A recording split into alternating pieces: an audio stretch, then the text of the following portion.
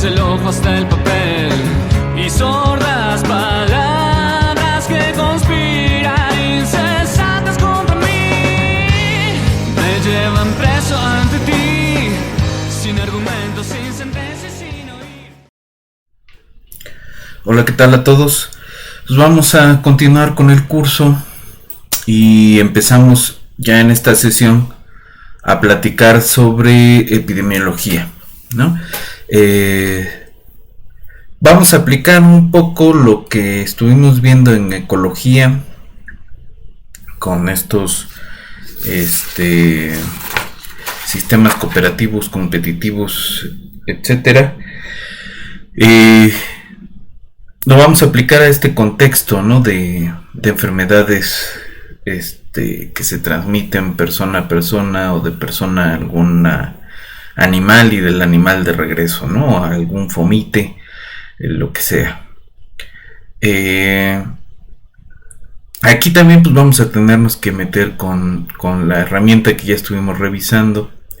Vamos a utilizar ecuaciones diferenciales, vamos a utilizar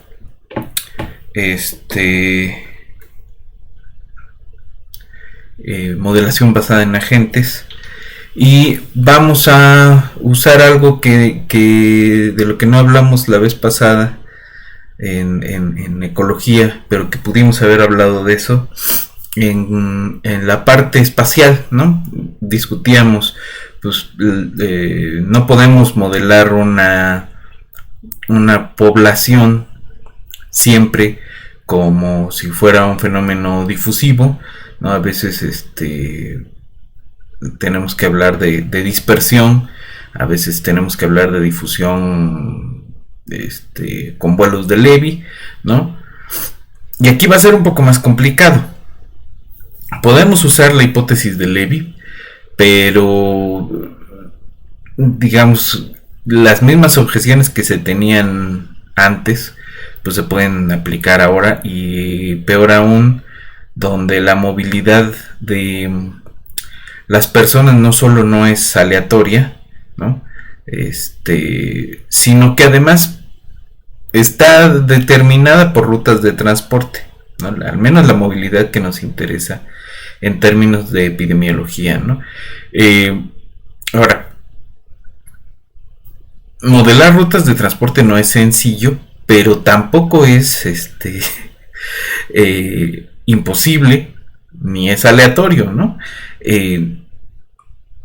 Las rutas de transporte existen, los datos ahí están, y uno puede tener acceso a eso. Entonces nos tenemos que poner a estudiar redes, nos tenemos que poner a estudiar autómatas celulares, que son dos herramientas que vamos a estar usando acá en esta parte de epidemiología. Y lo mismo, ¿no? Vamos a terminar con agentes autónomos como una alternativa a un montón de problemas que pueden presentarse al modelar estos sistemas, ¿no? Entonces nos hace falta un camino que recorrer bastante interesante. Esto da para un curso completo. De hecho, el semestre pasado dimos un curso sobre epidemiología. Al final de esta sesión les dejo el link a la lista de reproducción de ese curso. Aquí vamos a estar tocando algunos de los puntos que tocamos en esa ocasión, pero no con tanta profundidad, ¿no? Tenemos que hablar de algunos temas concretos. Tenemos que hablar sobre cómo modelamos la transmisión de enfermedades en distintos ámbitos, ¿no?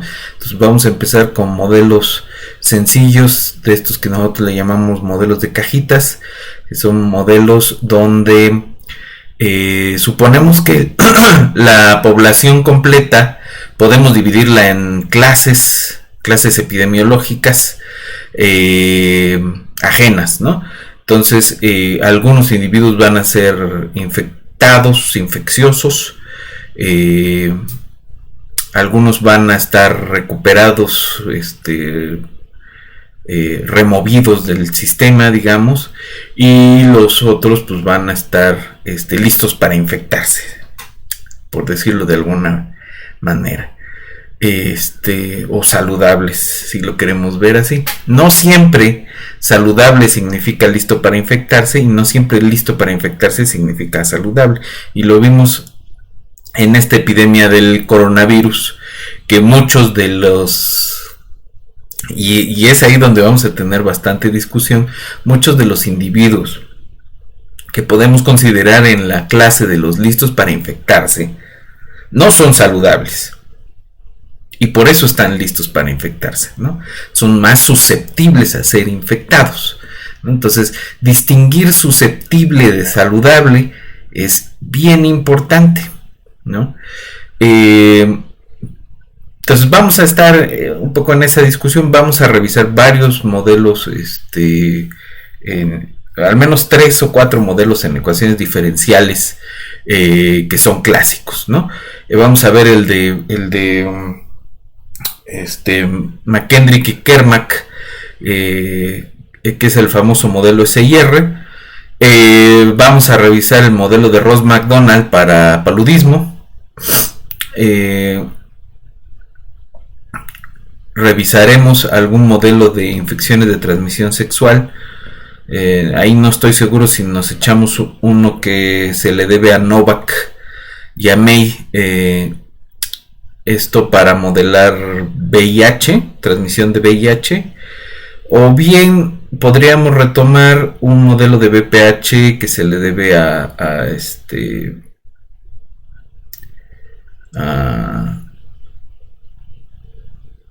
un equipo sudafricano que trabaja con uno de los laboratorios grandes que hace las vacunas, ¿no?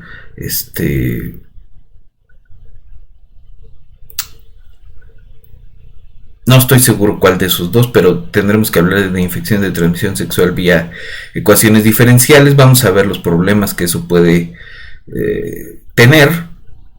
Y tendremos que hablar allí mismo de el parámetro R0. El parámetro R0 es este umbral que nos dice cuándo podemos hablar de una situación epidémica, de un brote epidémico. ¿Qué es lo que significa un brote epidémico? Y matemáticamente, ¿no? ¿Cómo lo determinamos? Vamos a tener una discusión de eso. Vamos a tratar de generalizar esa idea, ¿no? Vamos a ver la forma como artesanal de hacer el cálculo del R0, y tendremos que visitar al menos rápidamente dos otras formas distintas, una con bastante rigor matemático, pero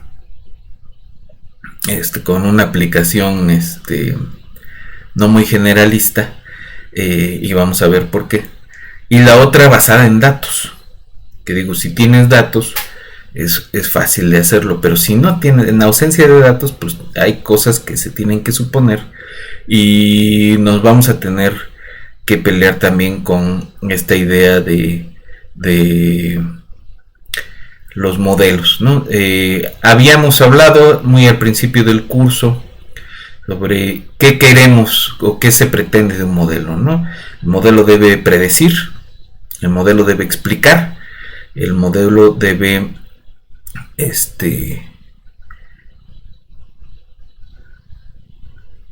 predecir,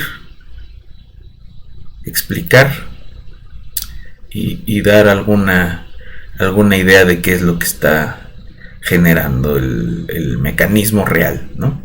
No sustituye al mecanismo real, no sustituye al análisis de datos empíricos,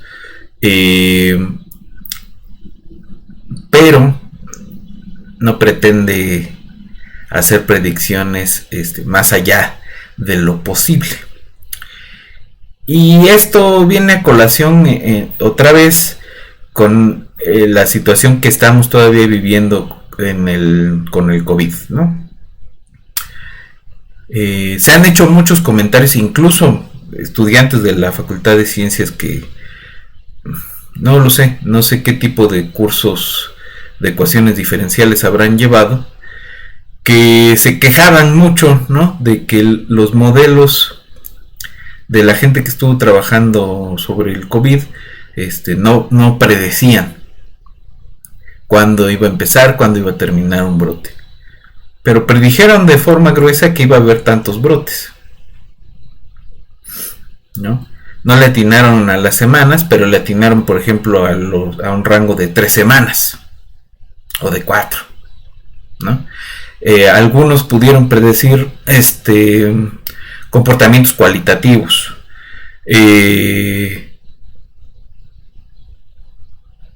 Y ahí viene la otra parte, ¿no? La parte que sí es crítica. Entonces, no le podemos pedir demasiado un modelo, efectivamente. Modelos es una simplificación que nos ayuda a entender algunas cosas. Entonces, el modelo puede ser una herramienta buena para tomar decisiones, pero no es, no predice con exactitud, ¿no? Y no predice con exactitud justamente porque hay condiciones que no conocemos y que muy probablemente sean sensibles en el sentido caótico, ¿no? Ahora, en cuanto a este tema del coronavirus, la otra parte, ¿no? Defender a ultranza los métodos que siempre se han estado aplicando en la modelación matemática en epidemiología, también es equivocado. Porque si bien no se le puede pedir demasiado un modelo, lo poco que se le puede pedir no se cumplió. No se cumplió porque no se aplicaron las herramientas adecuadas. Aquí estábamos haciendo modelos en tiempo real, en el sentido de que la información iba saliendo conforme se iba adecuando los modelos, ¿no? Entonces era una carrera contra tiempo y perdimos completamente, ¿no? Con la información que se tenía, las autoridades pues tomaron las decisiones que se podían tomar en ese momento y hemos ido saliendo, ¿no? Pero como científicos quedamos debiendo, ¿no? Quedamos debiendo además porque estamos en un país donde la ciencia se paga con dinero público, ¿no? Entonces hay una responsabilidad ahí donde quedamos a deber, ¿no? Y quedamos a deber, dicen algunos, ¿no? Algunos que dicen ser expertos en sistemas complejos, es que el problema fue el elemento humano.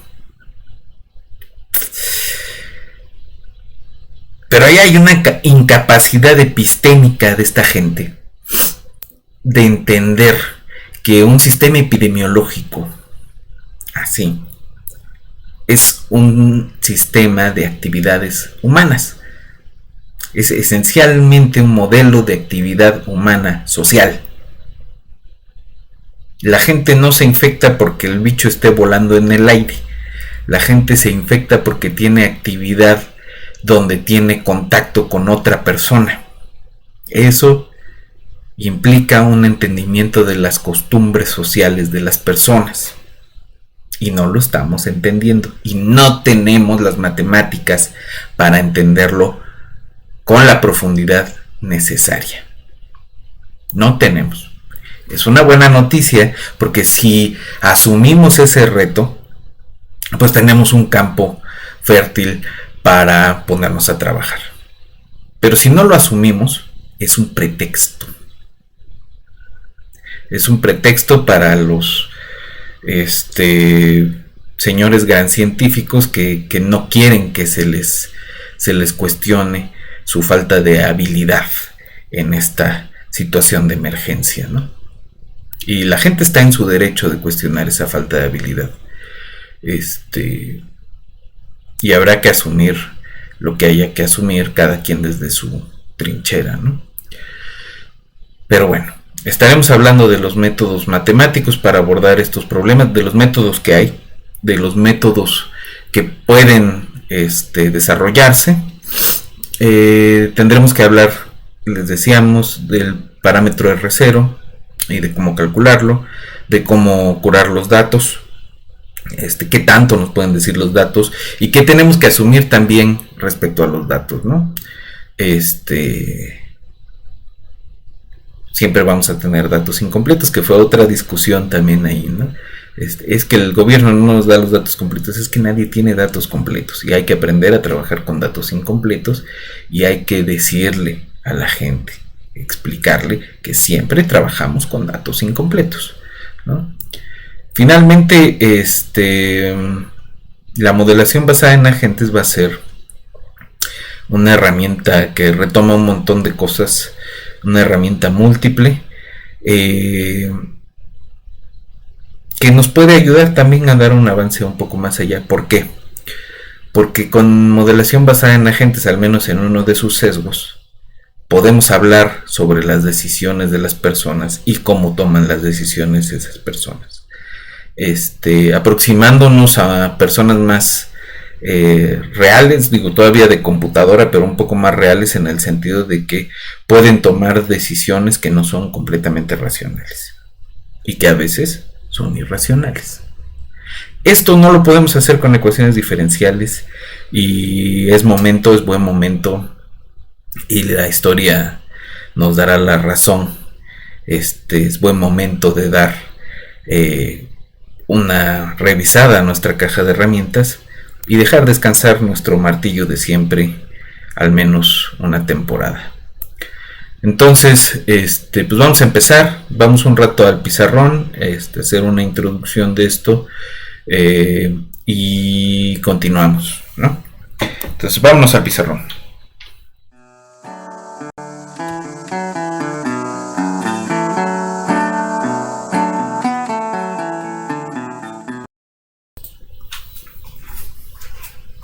Ok.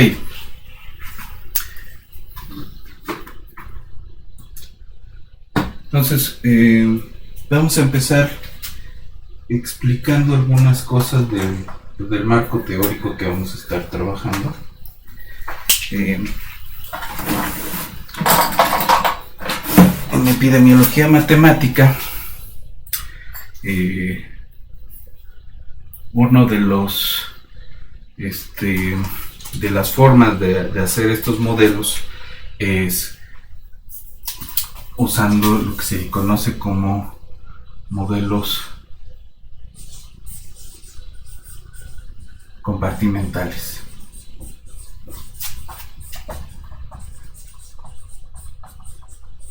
O de compartimientos, ¿no? Compartimentos.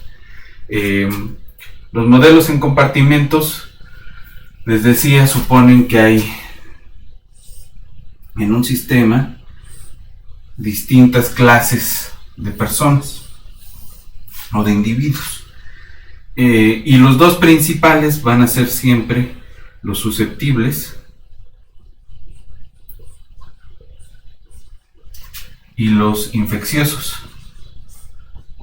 que también podrían ser simplemente infectados, ¿no? Es decir, aquellos que están listos para ser infectados y aquellos que están listos para infectar, ¿no? Entonces, un poco esa es la idea de esto.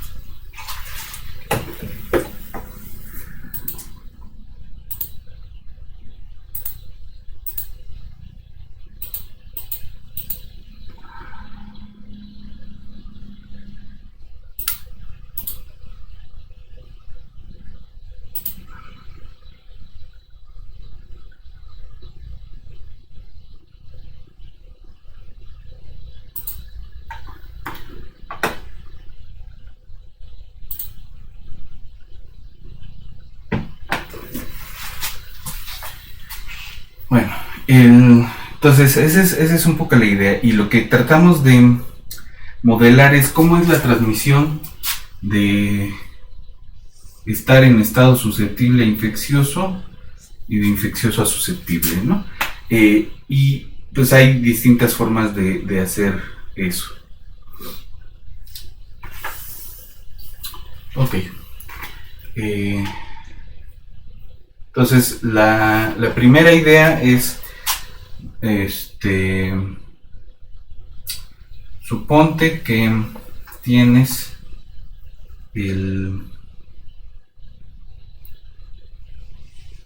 tienes cómo cambia la población de susceptibles y cómo cambia la población de infectados, ¿no? Entonces, lo que puedes decir es, la epidemia va a ocurrir en un tiempo suficientemente corto como para no preocuparme de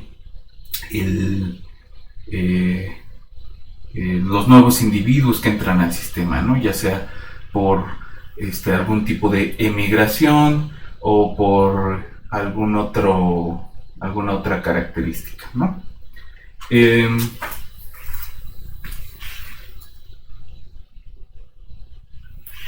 Entonces, la pregunta es, ¿cómo es la transmisión? ¿No? Entonces, podemos suponer que a una tasa constante ocurre la transmisión de algún tipo de patógeno, ¿no? Entonces, los susceptibles dejan de serlo a una tasa constante, ¿no? Entonces, a una tasa constante,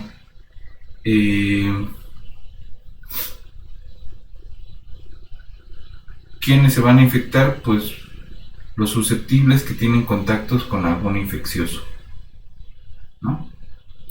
Entonces, la tasa de susceptibles que dejan de serlo para pasar a ser infecciosos.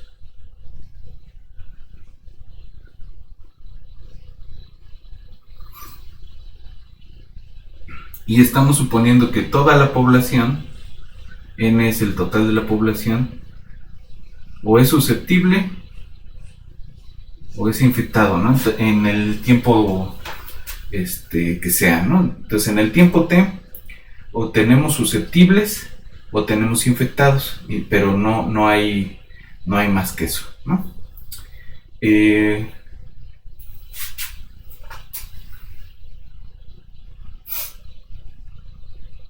Entonces, esa es la transmisión. Pero algunos infecciosos, se reponen, ¿no? Con alguna tasa de remoción beta, pero no ganan ningún tipo de inmunidad, ¿no? Pero tampoco se van a morir. Entonces, todos los infecciosos en algún momento vuelven a ser susceptibles. Entonces, de estos van a crecer a partir de una tasa beta que le afecta a los infecciosos, y estos van a tener la beta como una tasa de salida, ¿no? Entonces, este es el modelo más sencillo que podemos hacer con este marco de referencia, ¿no? Suponiendo que hay clases epidemiológicas, ¿no? Y que las tasas de transmisión y de remoción o de esclarecimiento de la enfermedad son relativamente constantes, ¿no? Entonces, este tipo de modelo se le llama SIS, susceptible, infeccioso, susceptible, ¿no? Susceptible, infectado, susceptible. ¿No? Y es como la parte más sencilla. Ahora, si se fijan, aquí estamos suponiendo que la interacción de los individuos susceptibles e infectados se da como en una ley de acción de masas, pero la ley de acción de masas, habíamos dicho, pues sirve para modelar reacciones químicas, ¿no? Y esto las personas, los individuos en un sistema epidemiológico no son moléculas, ¿no? No se mueven, no podemos suponer que se mueven como caminantes aleatorios, ni podemos suponer tampoco, que esta es la suposición más fuerte de este tipo de modelos, que cualquiera se puede infectar, ¿no? Y es lo que discutíamos hace un rato. Todos los susceptibles o los susceptibles son los que tienen ausencia del patógeno que produce la enfermedad. Y entonces todos son susceptibles de infectarse en contacto con algún infectado, con alguna tasa, ¿no? Esa tasa lo que esconde es cierta probabilidad de que la infección ocurra.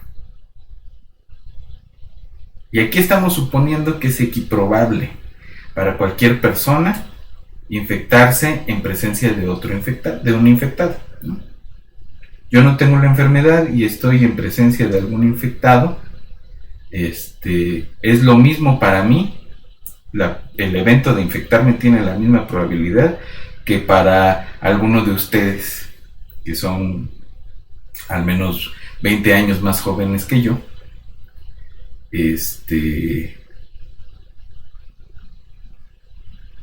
Y habría que preguntarse, ¿eso es realista? ¿De verdad tenemos ustedes y yo la misma probabilidad de infectarnos, por ejemplo, de coronavirus? La verdad es que no. Yo tengo más probabilidad de infectarme porque soy más viejo, porque duermo menos, ¿no? Porque tengo sobrepeso, ¿no? Entonces, ese tipo de cosas que parecen minucias, pero que en la idea de que esto sirva como una herramienta para proponer acciones a la gente que toma las decisiones de qué hay que hacer, qué medidas hay que aplicar, ¿no? Tiene mucha importancia, ¿no? Entonces, esa importancia que puede tener es una responsabilidad de quien está planteando el modelo, de quien está planteando qué hacer con los datos, etcétera, ¿no? Entonces, todo esto lo tenemos que tener siempre presente. ¿Cuáles son las limitaciones? Entonces, primera limitación de este tipo de modelos, que es una hipótesis fuerte. El evento de infectarse de infectarse siendo susceptibles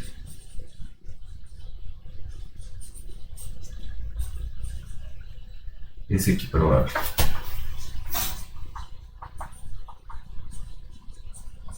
Para todos los individuos, ¿no?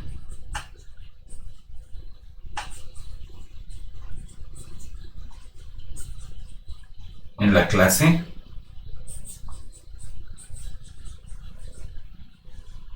de los susceptibles.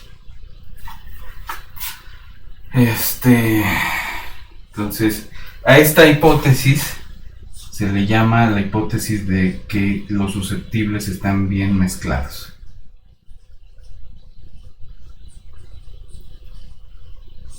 ¿No? O que la población está bien mezclada, y no es cierto, tampoco la población, es decir, no cualquiera se va a infectar, no cualquiera te puede infectar, ¿no? Entonces, esa suposición fuerte sobre la cual recae este tipo de modelos, esta idea, es una sobresimplificación del sistema. Si quieren, necesaria para hacer el planteamiento matemático, pero aún así es una simplificación muy fuerte. La hipótesis 2 es que las tasas de transmisión y remoción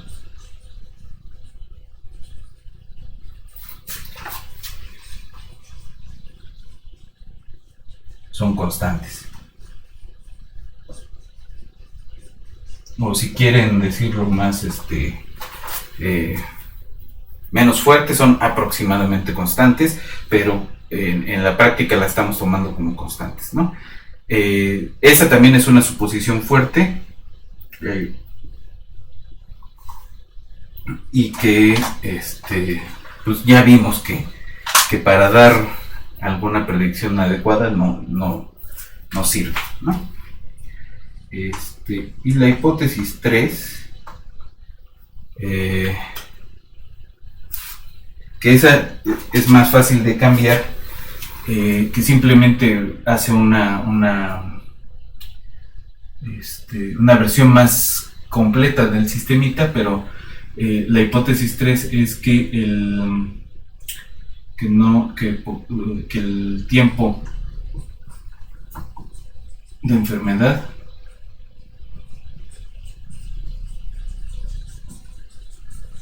es rápido comparado con la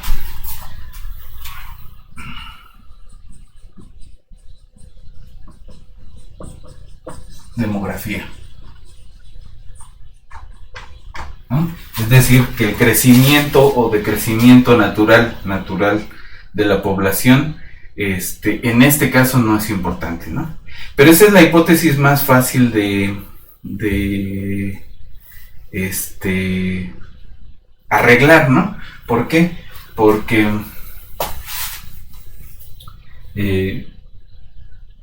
pues basta con meter, por ejemplo, una tasa de mortalidad natural y una tasa de individuos nuevos, ¿no? Suponemos que todos los individuos nuevos son susceptibles, ¿no? Todos los nuevos entran a los susceptibles, y de los infectados va a haber algunos que se mueran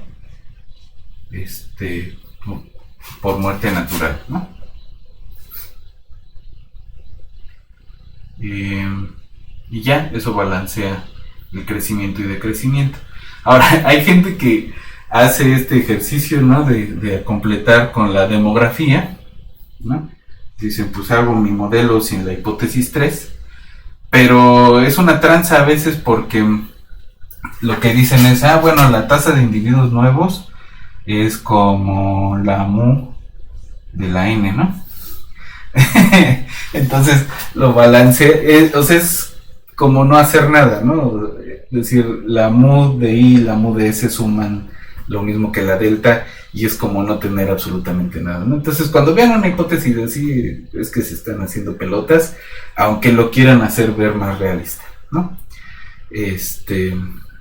Pero bueno, digamos, la hipótesis 3 es la más sencilla de arreglar. Luego, la hipótesis 2, se puede pensar que esta alfa no es una constante, sino que es una función, ¿no? ¿De quién va a depender? Pues de la i, de la s y de algún parámetro, ¿no? No sé qué parámetros. Y aquí tenemos esa misma tasa. Y a veces los parámetros son difíciles, ¿no?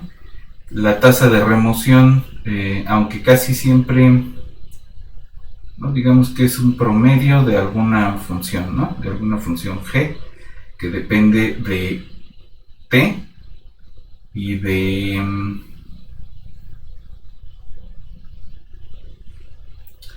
depende casi siempre explícitamente de t y de algún parámetro, ¿no? Que puede ser complicado, y lo que se hace es tomar un promedio de esa g, ¿no? Esa g es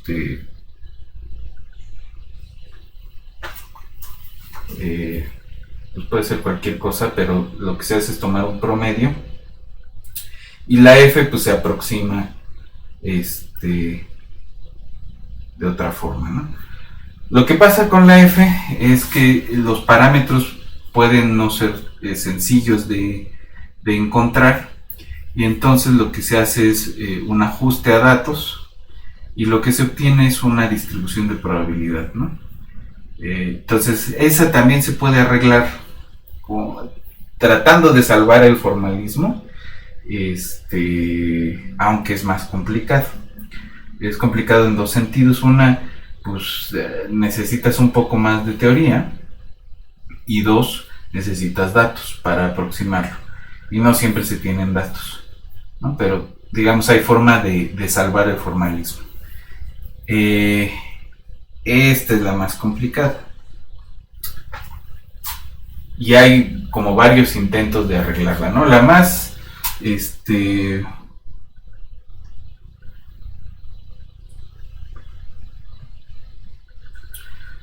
La más sencilla, ¿no? de intentar es suponer que esto no es así, sino que en realidad estás diciendo que hay una porción, ¿no? de personas que tienen contacto y eso es lo que ocurre, ¿no? Pero igual en la práctica lo que hacen es esto lo escalan con una n y entonces esta n se va, ¿no? Entonces se hace un rescalamiento de variables y al final esto queda muy parecido a la hipótesis de la buena mezcla, ¿no? Entonces ese es un problema. Y entonces para tratar de arreglar esa hipótesis 1 vamos a tenernos que salir del marco de las ecuaciones diferenciales. Aún fuera del marco de las ecuaciones diferenciales vamos a tener ciertos problemas, pero hay distintos caminos para salirse de esa hipótesis tan fuerte, ¿no? Uno de ellos son las redes.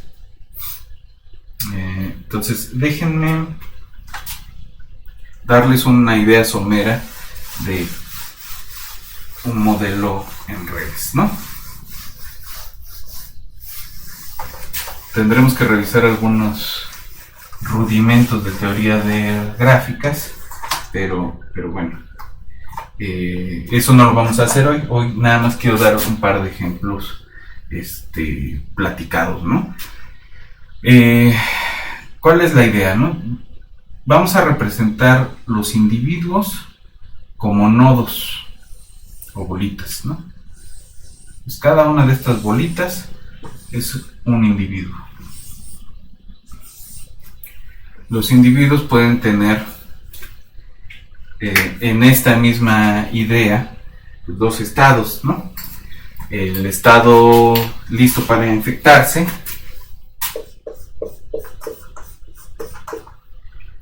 ¿no? Estos individuos van a ser susceptibles.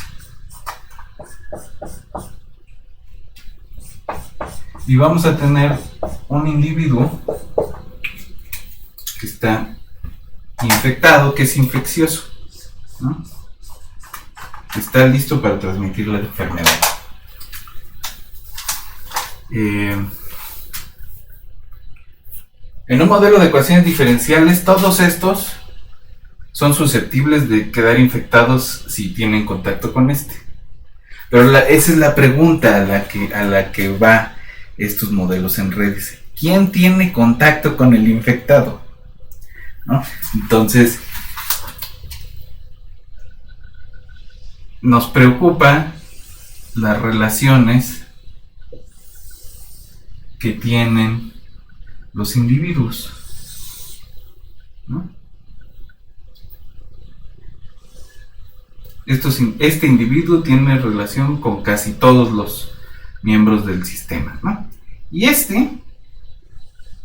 solo tiene relación con este y con este. Entonces también nos da una idea de la infección en tiempos discretos, ¿no?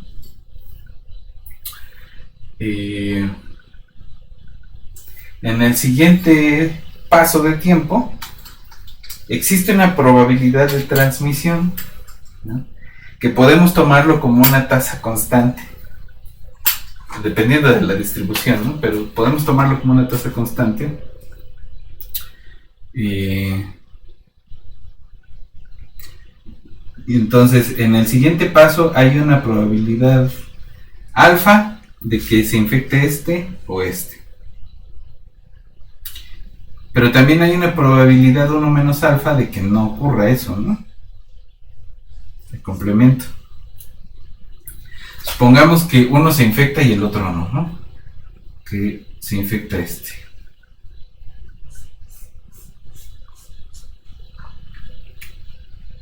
Al siguiente paso, este puede seguir enfermo o curarse, ¿no? Si sigue enfermo, podría transmitirle la infección a este. y este podría transmitírsela a este. Y en el siguiente paso estos podrían transmitirla, y si llega a este, ese es el punto peligroso, porque si estos dos no fueron infectados en el paso anterior, en el siguiente podrían infectarse si la infección de este dura suficiente tiempo, ¿no? Y se esparció. Pero ese es un camino nada más, ¿no? Es el peor de los caminos. Supongamos que este no fue infectado en el primer paso, que este sí fue infectado en el primer paso, ¿no?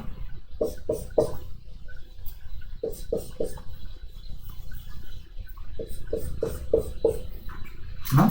Este lo infectaron, a este no. Pero en el segundo paso, este pasó a ser parte de la clase de susceptibles. Y este se guardó, sintió gripa y dijo: yo no voy a trabajar. Rompió su relación en el siguiente paso. En el paso correspondiente, no puede no ser ese, pero se curó, ¿no? Pasó a ser susceptible y el sistema quedó libre de la... Entonces ese es el mejor escenario para los individuos, ¿no? Son dos extremos, y en medio de eso hay una cantidad de posibles caminos de que ocurran otras cosas, ¿no? Entonces, ¿quién puede ser infectado por una persona que tiene el patógeno? No cualquiera, ¿no? Alguien que tiene un contacto efectivo, ¿no? Esta relación depende de la enfermedad, ¿no? La relación que hay entre los nodos, entre los individuos. Esa relación puede ser de contacto casual en el transporte, ¿no? Esto podría ser una red de transporte, o estar montado en una red de transporte. Todos estos son usuarios de la misma ruta y este no, ¿no? Pero este y este comparten una ruta, y este comparten una ruta, ¿no? Que era nuestra red original, así, ¿no? O podrían ser, amigos, ¿no? Estos dos tienen contacto con pero este no conoce a los demás. Puede ser una red social. O podría tratarse de alguna infección de transmisión sexual, ¿no? Este tiene un montón de parejas, o tuvo, o tiene, ¿no? Y este tiene relación con y con este. Puede ser una relación de tiempo o una relación actual, ¿no? Este tiene relación con pero también con ¿no? Entonces, depende cuál es la relación entre los individuos, cómo vamos a hacer la red de contactos, ¿no? Esta es una red de contactos, y sobre la red de contactos es que se produce un posible contagio. Eso nos va a permitir empezar a hablar de mecanismos de control. En la versión de ecuaciones diferenciales, ¿cómo plantearíamos un mecanismo de control, ¿no? ¿Cómo plantearíamos una cuarentena? Pues agarramos una porción de personas y que sabemos que están infectadas y las sacamos del sistema de alguna forma, ¿no? Y otra vez es como meter la mano en una bolsita y a ver qué sacas, ¿no? Es decir, es equiprobable que a alguien le toque la cuarentena. Acá no. Acá podemos decir, bueno, los que muestran síntomas los vamos a sacar del sistema. Ese proceso se llama percolación, ¿no? Es una percolación en redes, y lo que nos va a permitir es tener el umbral otro, ¿no? Si tenemos un umbral de personas infectadas que pueden transmitir, lo que podemos hacer es quitar tantas aristas que salgan de infectados, ¿no? Quitar las relaciones, al menos momentáneamente. Eso es una cuarentena, ¿no?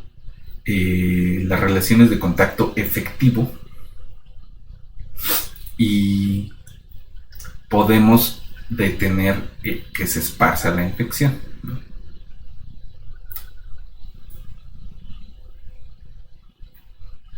Eso lo podemos hacer más o menos fácilmente con modelos en redes, ¿no? Ahora, ¿cómo se distribuye espacialmente, ¿no? Pues pensar en una población ya más grande, pues puede espantarnos, ¿no? Porque pues se tratan de redes de millones de nodos. Pensemos que no nos interesa el comportamiento individual de alguna forma y que nos interesan las cuadras o las colonias vecinas, ¿no? O los estudiantes de una escuela y de otra, ¿no? Que tienen alguna cercanía geográfica, ¿no? Entonces, y dentro de esos pues, nos interesan las redes de contactos.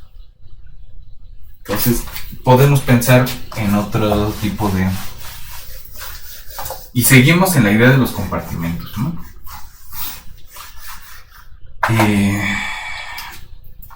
En otro tipo de modelo, ¿no? Entonces, supongamos que en una latiz cuadrada podemos representar a un grupo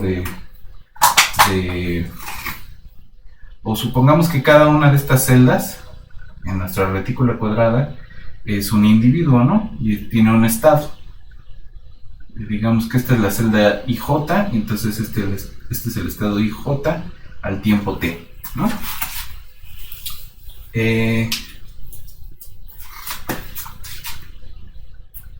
Supongamos que su estado es infectado, ¿no? Vamos a ponerle la letra E al tiempo t, la celda IJ, ¿no? Y que ese al tiempo t está infectado, ¿no? Está en la clase I.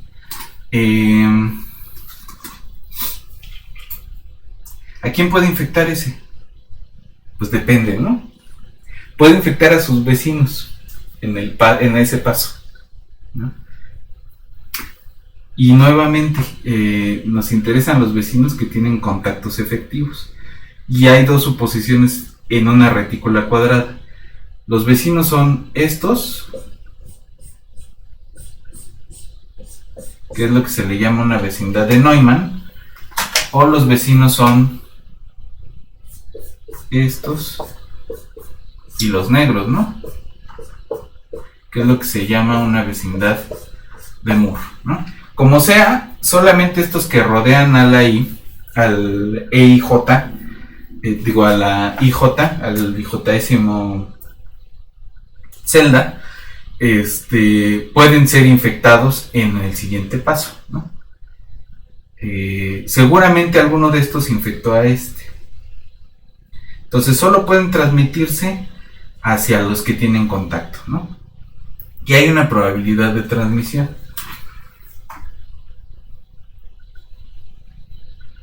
Ahora, si su estado era susceptible, tiene dos posibilidades, ¿no? Si tiene algún vecino y con cierta probabilidad, ¿no? Entonces el estado al tiempo t de la celda IJ va a ser ¿quién? Va a ser susceptible si el estado al tiempo t-1 era susceptible y hay una cantidad de vecinos que es menos que cierto umbral, ¿no? Y vamos a decir la vecindad de esa IJ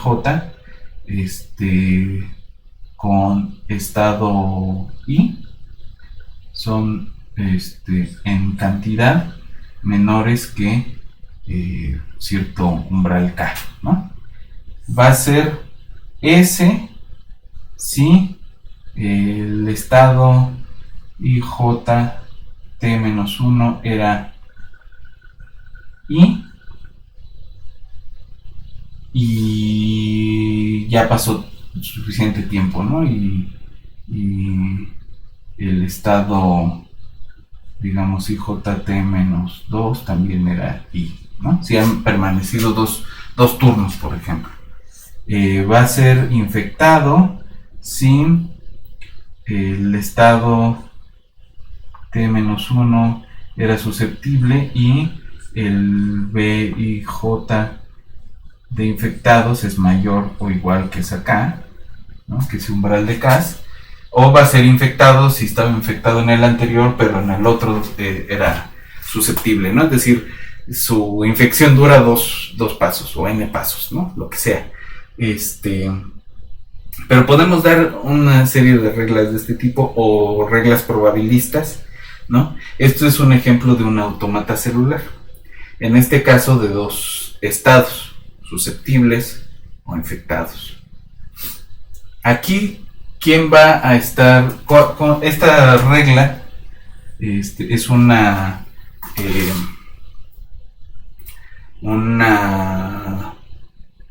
versión de lo que se conoce como la regla de la mayoría, ¿no? Si tienes algo más que un umbral, te puedes infectar, y si no, pues te quedas como susceptible. Entonces, si tienes muchos contactos, seguro te infectas, ¿no? Entonces es otra idea como de la buena mezcla, pero nos permite tener una distribución como una visión como espacial, ¿no? Discreta, a tiempos discretos también. Entonces vamos a revisar esta parte, pero lo vamos a hacer con más estados, ¿no? Con unos autómatas que se llaman de Greenberg-Hastings. Y vamos también a montar una idea de modelos de compartimentos sobre estas dinámicas discretas en tiempo y en espacio, ¿no? Entonces le vamos a meter espacialidad, le vamos a meter rudimentos de relaciones sociales, y luego nos vamos a ir hacia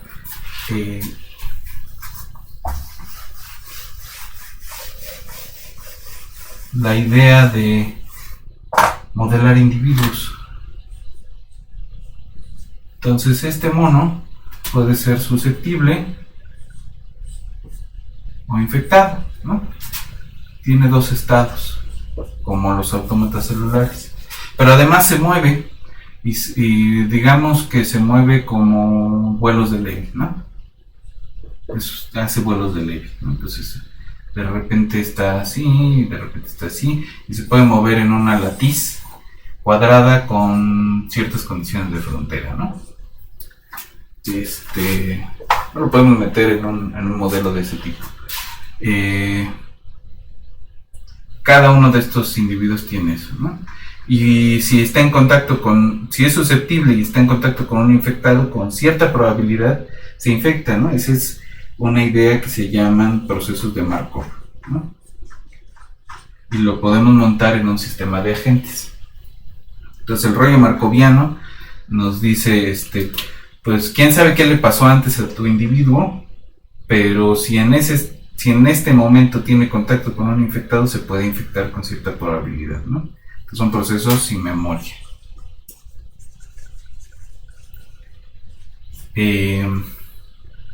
Y la otra idea, que es ya meterle un poco más de complejidad al asunto, es, bueno, este individuo efectivamente tiene dos estados que nos interesan, pero además decide cosas.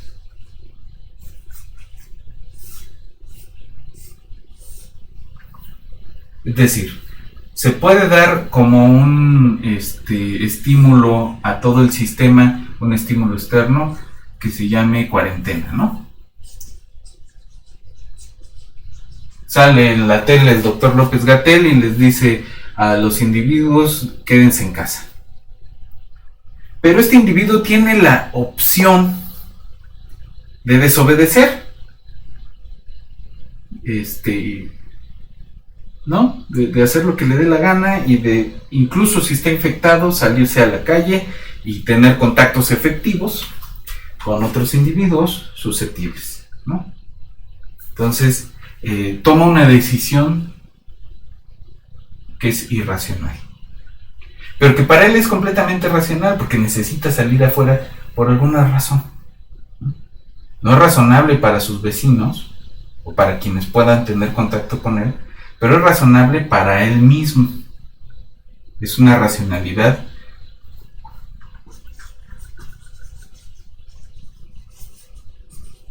acotada,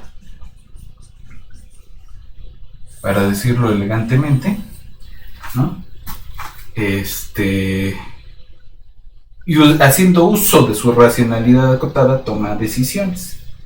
Esto son juegos evolutivos o dinámicos.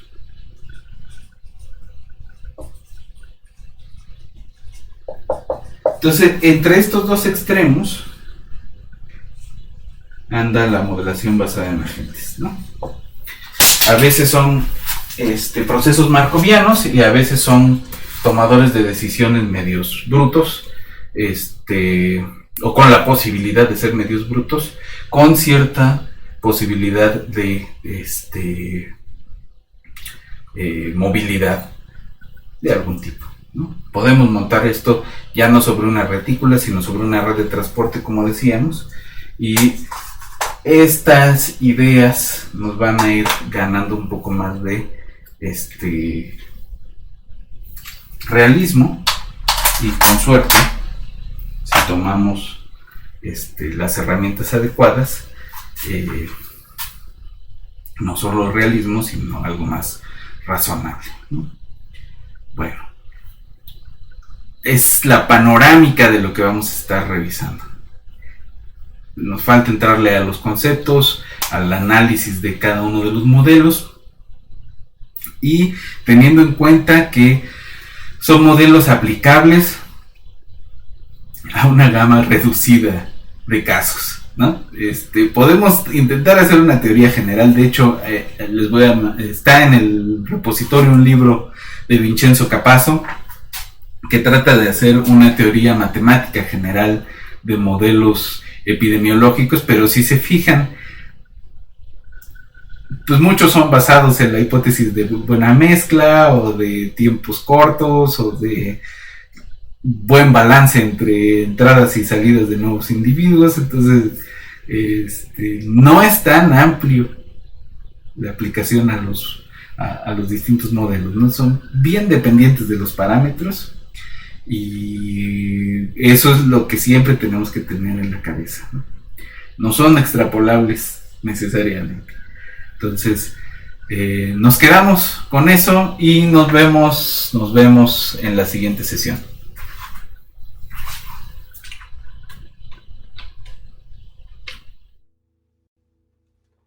My mama was a tailor.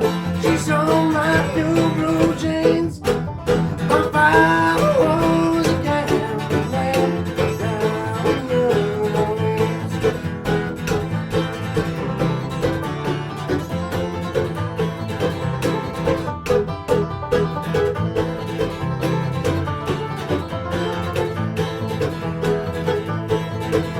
The only thing a gambler needs is a suitcase and a trunk.